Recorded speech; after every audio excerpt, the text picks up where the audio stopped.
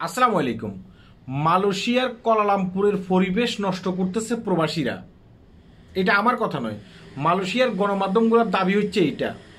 যেসব সাংবাদিকগণ আছে তারা বলতেছে যে মালয়েশিয়ার কুয়ালালামপুরের যে কোতারিয়া আছে, কোতারিয়ার পরিবেশ পুরো নষ্ট করে ফেলতেছে প্রবাসীরা। তারা বলতেছে যে তিন দেশের মানুষের কথা। এক নম্বর হচ্ছে বাংলাদেশ, তারপর হচ্ছে যে আপনার ইন্দোনেশিয়া, তৃতীয় হচ্ছে যে রোহিঙ্গা।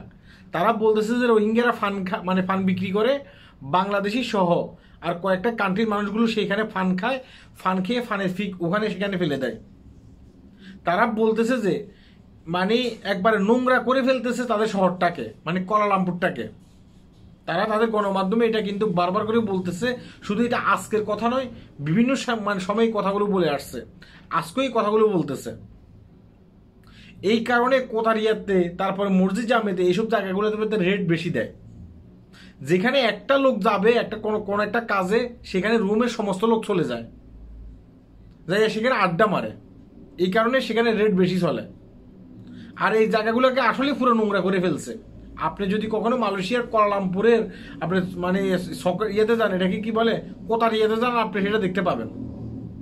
পুরো ঢাকা বানিয়ে ফেলছে। ঢাকা শহরে আমরা এখানে সেখানে ফানের পিক ফেলি না, ঠিক মানে ওই যে কোতারিয়া মানে জায়গাটা আছে না, সেই জায়গাটাকে পুরো বাংলাদেশ বানিয়ে ফেলছে। তাই আমি বলতেছি যে এখানে সেখানে ফানের পিক ফেলবেন না। আর সেখানে যেহেতু এটা গণমাধ্যমে আজকে আসছে, অবশ্যই কয়েকদিনের ভিতরে সেখানে আবার রেট দেবে, অবশ্যই দেবে।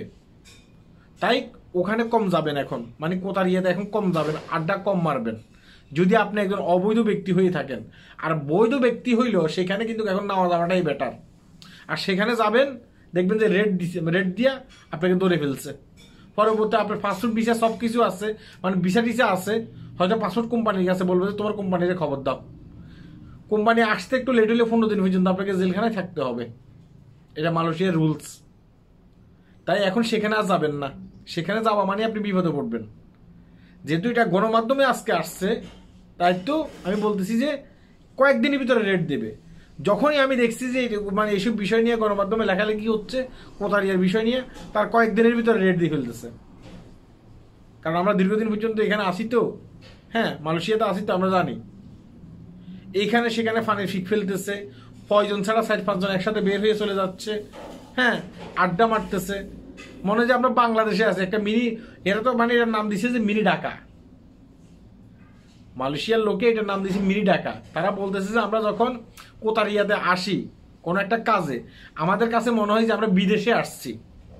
আমরা আমাদের দেশের ভিতরে যে কোতারিয়া নামের একটি জায়গা আছে সেখানে যাইনি, আমরা বিদেশে আসছি।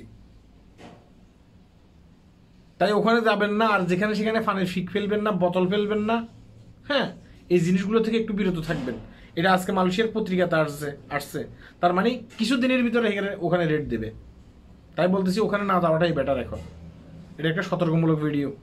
সবাই ভালো থাকবেন, ভিডিওটি শেয়ার করবেন যেন অন্য অন্য প্রবাসীরাও দেখে তাদের একটু উপকারে আসে, তারা যেন একটু সতর্ক হয়। আল্লাহ হাফেজ।